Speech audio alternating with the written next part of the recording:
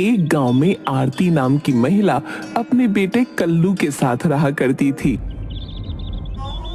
एक दिन आरती जब सोकर उठी तो उसने देखा उसका बहू बेटा कहीं बाहर जाने की तैयारी कर रहे थे। कल्लू बेटा, सुबह सुबह बहू को लेकर कहाँ जा रहे हो? हम ये गांव छोड़कर जा रहे हैं माँ। गांव छोड़कर जा रहे हो?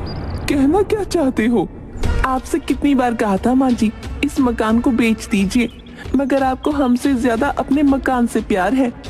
बहू, इस मकान में मेरे पति की यादें जुड़ी हुई हैं, मेरे बेटे का बचपन जुड़ा है, भला मैं इस मकान को कैसे छोड़ सकती हूँ? अगर आप नहीं बेच सकती तो आप यहीं पर रहिए, अकेली। मैं इस गांव के माहौल में इन जाहिलों के साथ नहीं रह सकता, इसीलिए मैं अपनी पत्नी के साथ हमेशा हमेशा के लिए ये गांव और ये घर छोड़कर जा रहा हूँ। मुझे अकेला छोड़कर मत जाओ बेटा, तुम्हारे सिवा मेरा इस दुनिया में है ही कौन? तुम मुझे अकेला छोड़कर चले जाओगे तो मैं किसके सहारे जीऊंगी? मुझे पता था माँ जी, आपके ड्रामे शुरू हो जाएंगे। इतना बोलकर कल्लू की पत्नी कल्लू की ओर देखकर बोली, अब चलिए, बस का टाइम होने वाला है। माँ जी को तो हमेशा आदत है रोने धोने की। कल्लू और उसकी पत्नी आरती को रोता छोड़कर चले गए। आरती बहुत देर तक अपने बेटे की याद में आंसू बहाती रही। दोपहर के समय आरती अपनी दोस्त सविता के पास चली गई। क्या हुआ आरती, तुम्हारी आंखों में आंसू क्यों? आज तुम्हारी बहू ने तुमसे फिर झगड़ा किया? नहीं सविता, आज मेरी बहू ने वो किया जिसके बारे में मैंने कभी नहीं सोचा था। साफ साफ बोलना, क्या हुआ? मेरा बेटा अपनी बहू के साथ मुझे छोड़कर चला गया। आखिर मेरी क्या गलती थी? सिर्फ यही ना, मैंने अपने पति के जाने के बाद अपने बेटे को शहर में पढ़ाया लिखाया, अच्छी परवरिश की। आजकल के नौजवान बच्चे अपने आप को समझते क्या है? वो तुम्हें छोड़कर ऐसे कैसे जा सकते हैं? क्या उन्हें तुम्हारे बारे में एक पल भी ख्याल नहीं आया? उनके जाने के बाद तुम्हारा क्या होगा? आरती रोते हुए बोली, मैंने अपने बेटे के सामने बहुत गिड़गिड़ाया सविता, लेकिन उसका दिल नहीं पसीजा। जो होना था वो हो गया आरती। अब ये बताओ, तुम आगे क्या करोगी? मतलब तुम्हारा खर्चा पानी कैसे चलेगा? यही सोच सोच कर तो पागल हुई जा रही हूँ। तुम हिम्मत मत हारो आरती। जब तुम्हारे पति जीवित थे तो वो समोसे का ठेला लगाया करते थे और तुम उनके साथ समोसे बनाती थी। तुम अब भी वही काम कर सकती हो। शायद तुम सही कहती हो, जीवन व्यतीत करने के लिए मुझे कुछ तो करना ही पड़ेगा। हिम्मत मत हारो आरती। इन नौजवान बच्चों को दिखा दो, उनके बूढ़े माँ बाप उनके बगैर भी अपना जीवन काट सकते हैं। उन्हें हर कदम पर हमारी जरूरत है, हमें उनकी नहीं। सविता की बात सुनकर आरती के अंदर हौसला जाग गया। अगले दिन आरती समोसे का ठेला लगाकर गांव में एक पेड़ के नीचे खड़ी हो गई। एक बूढ़ा व्यक्ति धीमे धीमे कदमों से चलता हुआ आरती के पास आकर बोला, समोसे में खुशबू तो बहुत अच्छी आ रही है। मैं तुम्हें जानता हूँ। तुम रतन की पत्नी आरती हो ना? हाँ, मैं रतन की पत्नी आरती ही हूँ। शायद तुम मुझे नहीं पहचानती। सालों पहले जब तुम अपने पति के साथ यहाँ पर ठेला लगाया करती थी, तब मैं तुम्हारे रोज समोसे खाने आया करता था। उन समोसों का स्वाद मैं आज तक नहीं भूला। लाओ, जल्दी से मुझे 4 समोसे खिला दो। आरती ने उस बूढ़े व्यक्ति को 4 समोसे दिए। उस दिन के बाद आरती की आमदनी अच्छी होने लगी। मगर कुछ दिनों बाद गांव का व्यक्ति जग्गी आरती के ठेले पर आकर बोला, कैसी हो आरती माँ? ईश्वर की कृपा है जग्गी, क्या तुम भी मेरे समोसे खाने आए हो? मैं पुराने व्यंजन नहीं खाता, आजकल फास्ट फूड का दौर है। अब समोसे खाना कौन पसंद करता है? मैं तुम्हें यहाँ पर ये बताने के लिए आया हूँ कि कल से मैं इस पेड़ के नीचे समोसे पूरी और कचौड़ी की दुकान लगाऊंगा। तुम अपना ठेला लेकर कहीं और चली जाना।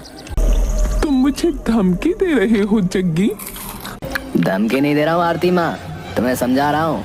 मैं तुम्हें बुढ़ापे में अपमानित नहीं करना चाहता। ये जगह गांव की है, तुम्हारी खरीदी हुई नहीं। अगर तुम प्यार से कहते तो मैं यहाँ ठेला नहीं लगाती, लेकिन तुम गुंडागर्दी के बल पर अगर मुझे यहाँ से निकालना चाहते हो तो भूल जाओ। जग्गी दांत पीसता हुआ वहाँ से चला गया, सीधा मुखिया के घर। अरे क्या बात है जग्गी, तुम्हारे चेहरे पर क्रोध कैसे झलक रहा है?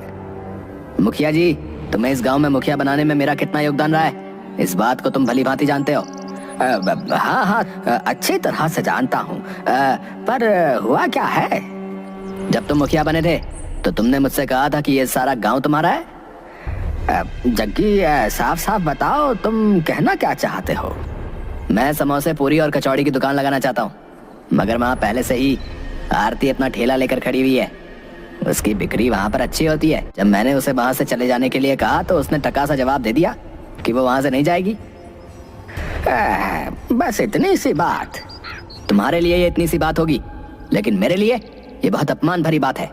वैसे भी अब उसके आगे पीछे है ही कौन जो उसकी हिमायत लेने आएगा।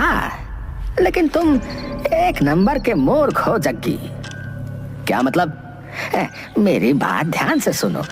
तुम वहां पर अपनी दुकान जरूर लगाना, लेकिन पूरी, कचौड़ी और समोसे की नहीं, बल्कि नए जमाने के व्यंजन की, जैसे बर्गर, चाउमीन, मोमोज है। आजकल गांव के बच्चे भी जो है इन्हीं व्यंजनों को पसंद कर रहे हैं। तुम्हारी बिक्री अच्छी होगी, आरती के समोसे को कोई सूंघेगा भी नहीं है। बाद जग्गी एक बहुत सुंदर दुकान लेकर आरती के ठेले के बगल में खड़ा हो गया, जिसमें सारे नए जमाने के व्यंजन मौजूद थे। जग्गी आरती का मजाक उड़ाते हुए बोला, आरती माँ, अब तुम्हारे दिन खत्म हुए, अब दौर समोसे खाने का खत्म हो गया है। देखता हूँ मेरे बर्गर, चाउमीन, मोमोज के सामने तुम्हारे समोसे जो है कब तक टिक पाते हैं। ऐसा मत बोलो जग्गी, खाने में हर किसी की अपनी अपनी पसंद होती है, और मत भूलो ईश्वर हर किसी को उसके नसीब का ही देता है।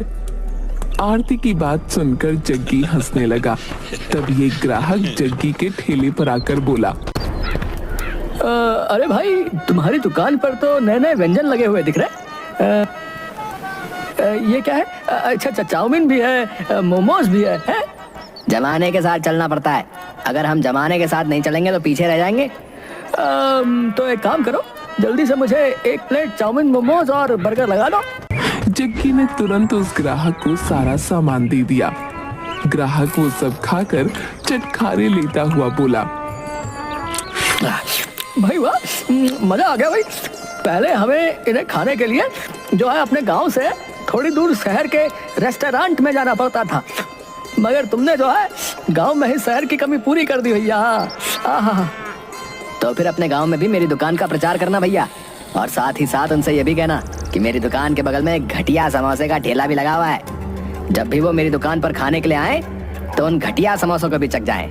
घटिया समोसे वाली बूढ़ी माता का भी कुछ भला हो जाएगा। जग्गी की बात सुनकर वो ग्राहक हंसने लगा और चला गया।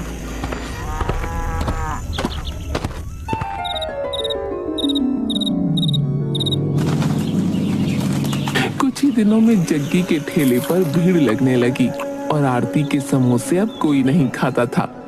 जग्गी ग्राहकों के सामने आरती के समोसे का मजाक उड़ाता रहता।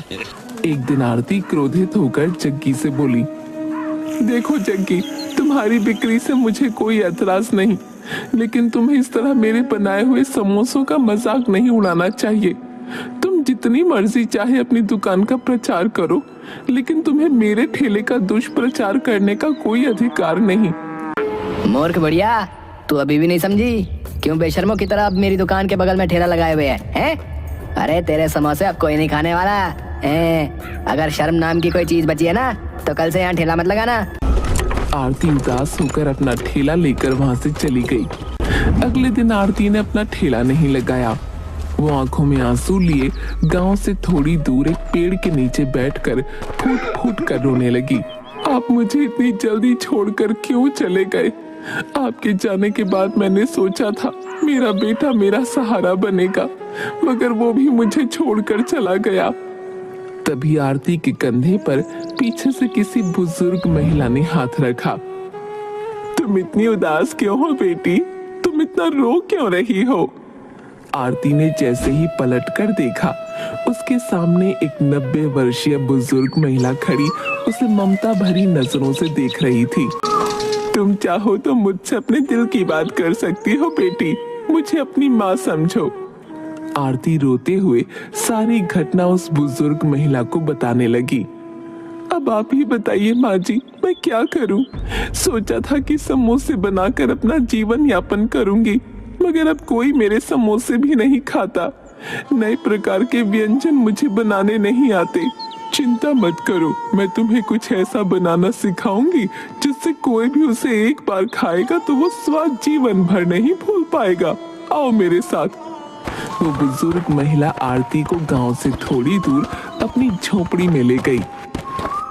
उसकी झोपड़ी के अंदर तरह तरह के नए व्यंजन रखे थे। माँ, आपके घर के अंदर तो तरह तरह के व्यंजन रखे हैं, क्या आप अपने घर में अकेली रहती हो? सालों पहले मैं विदेश में बहुत प्रसिद्ध शेफ थी। मैंने कभी शादी नहीं की। मुझे नए नए खाने बनाने और खाने का बहुत शौक रहा है। अपने देश की याद मुझे यहाँ खींच लाई। मुझे तन्हाई अच्छी लगती है क्योंकि यहाँ पर कोई डिस्टर्ब करने वाला नहीं होता।